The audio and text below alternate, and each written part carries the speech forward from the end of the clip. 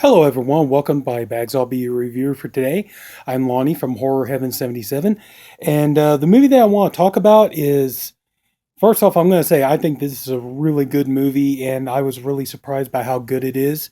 And it comes from good old Scream Factory. I've seen this movie years ago, and I just rewatched it recently, and this movie is so good. I hope nobody's reviewed this on the channel already, but the movie I want to talk about is called The Doctor and the Devils. Now, this movie feels so much like a Hammer horror movie. It has that vibe to it. What year did this come out anyway? 1985. That tells you how old it is. But this movie pretty much has an all-star cast in it. You got Timothy Dalton, you got Jonathan Pryce, you got Stephen Ray, you got Patrick Stewart, you got Twiggy, Julian Sands. So many people are in this movie, and you want to hear something really bizarre? The movie is produced by Mel Brooks, of all people. Yeah, Mel Brooks produced some horror films. We all know he produced the Fly remake for Cronenberg. But yeah, he produced some horror films, and this was one of them. And like I said, this movie has very much of it feels so much like a Hammer film. And the reason why that is because it's directed by Hammer's own Freddie Francis. And oh, this is such a good story. The story is based on the tale of Burke and Hare, and for those who may not know, Burke and Hare back in does it say when it takes place? The 1820s. I hope that's about the same time. But yeah, there's also a great movie called Burke and Hare that has Simon Pegg and Andy Serkis by John Landis. It's a very dark comedy, but that movie too also has very much of a Hammer, almost a Hammer horror movie feel. I think part of that has to do, they put people like Christopher Lee in it and stuff like that. So if you're interested, it's like, check that movie out. That movie is really good. And that movie, even though it's supposed to be a comedy, it feels much, like I said, it feels more like a Hammer horror movie. As does this movie. You have, does it say the characters' names? They changed the characters' names. No. But anyway, you have the character of Dr. Rock, played by Timothy Dalton, and he's, this brilliant surgeon, and he's teaching medical students about, medicine so that they can become doctors, teaching them surgery, things like that. But see, here's the problem. He's starting to run out of cadavers that they can use to do their experiments on, so that the students can do their training and things like that. So, and the problem is like they don't want to fund him anymore. They don't want to keep, he's having trouble getting, the materials that he needs to, to teach his courses. So what he ends up doing is he finds out his assistant, Julian Sands, ends up finding out about two guys that will pretty much do anything for money. Now, these two guys are played by Jonathan Pryce and Stephen Ray. Jonathan Pryce, good Lord, I think everybody knows who Jonathan Pryce is. Stephen Ray, if you don't know, he was in The Crying Game and Interview with the Vampire, just about every movie Neil Jordan ever does. But anyway, so he hires them to try basically to go dig up bodies so that they could do experiments and use them for their medical courses. So of course, like they're happy to do this because they want money so they, can go buy whiskey and drink and, eat and all this other kind of stuff and live it up. So they go out, they start, digging up bodies and giving them to they give them to the medical school. Of course, in the beginning, they're like, this one's too far gone. Try to find, if you can, try to get bodies that are fresher, like more recently deceased and things like that. So they start looking and they keep providing with bodies. But here's the problem. These two guys, they constantly want money. They constantly want to have, they constantly want to be able to, go out and get their booze and get their food and buy women and all this other kind of stuff. And in the meanwhile, you have Julian Sand. He meets this prostitute character played by Twiggy, the model actress.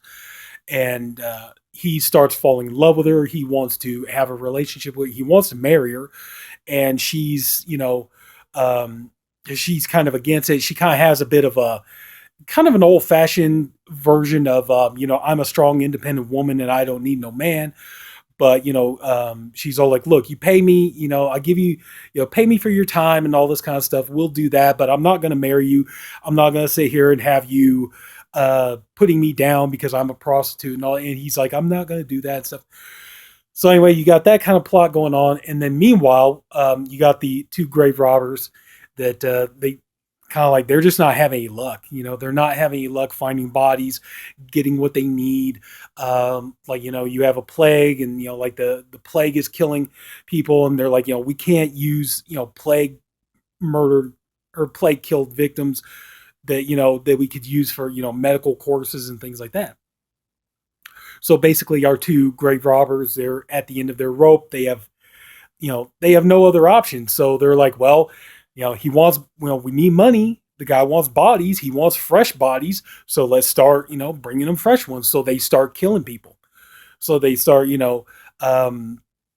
looking for like old ladies to kill. They're like, yeah, we gotta kind of be careful. We gotta find like, kind of like people who look like they're about ready to die anyway. So they're looking for like old men, old women, stuff like that. But as they go on, the character that Jonathan Pryce plays, he becomes more sinister, and and Stephen Ray is trying to explain to him, look, man, we gotta be careful. We're gonna get caught and all this. And he's like, I don't care. I want to, he's like, I want to kill people. I want to, get the money and all this kind of stuff. And, you know, guy's definitely he's a motivated capitalist. Got to give him that. But so, so he's getting where he's more and more reckless. He's getting where he doesn't really care who he's killing. He just wants to get those bodies so he can get the money. And they start setting their sights on Twiggy, her character. They start setting their sights on her character because basically, like, they keep trying to buy time with her, and she's kind of like, no, I'm not, even you guys, like, no amount of money for you guys. And so they figure, well, if they can't get with her, they're going to go ahead and just make her one of the next victims.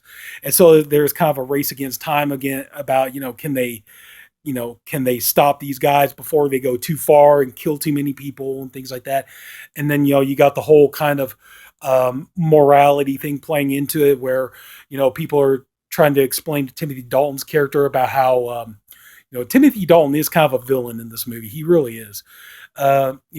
People keep trying to explain to him, like, you can't sit here and expect all these innocent people to die just so you could keep teaching and stuff like that. And he's all like, these people are giving their bodies in the name of science and in the name of education, and think of the future generations that will benefit from, our experiments and our discoveries and things like that. And people are like, well, these two guys keep going around killing everybody. There's not going to be any future generations. So, but it's really a good movie. It's got some pretty good suspenseful moments. There's even some darkly humorous moments in it. But I highly recommend this movie if you haven't seen it. And like I said, it's very well done. It really has so much of a Hammer horror movie feel to it, and it's really good. It's beautifully photographed. Has a great gothic look to it. And like I said, just see, even right there, even on the bonus feature, new interview with executive producer Mel Brooks. So, I mean, my lord. Anyway, Jonathan Sanger, all that. So yeah, so I highly recommend this. I gotta be honest with you though, if you're looking for gore, unfortunately, this movie doesn't have much of that, so there's that to consider. But if you're fine with a horror movie without gore, then definitely check this one out. It's really good, especially if you're a fan of Hammer movies. I am. But if you're hoping for, a gore-soaked bloodbath, this movie's not going to do it for you. But anyway, so yeah, that's pretty much about all I can say about it without giving any more away. So if anybody took the time to watch this video, I thank you for doing it. I appreciate you for doing it. I honestly hope you enjoyed this video. If you did, please like. If you haven't subscribed already, please subscribe to the Body Bags channel. There's a different video every day of the week. We have a different reviewer for every day. I'm the Saturday reviewer. All the other guys, they're great guys. They're all doing great stuff. And, we have a lot of fun things coming up. We have, theme weeks. We're doing labels. We just did Severin. And, I was like, I can't wait to see which one we're going to do next. And so anyway, so yeah, check us out. It's going to be a lot of fun. So everybody take care. Have a good night, and I'll see you later. Bye-bye.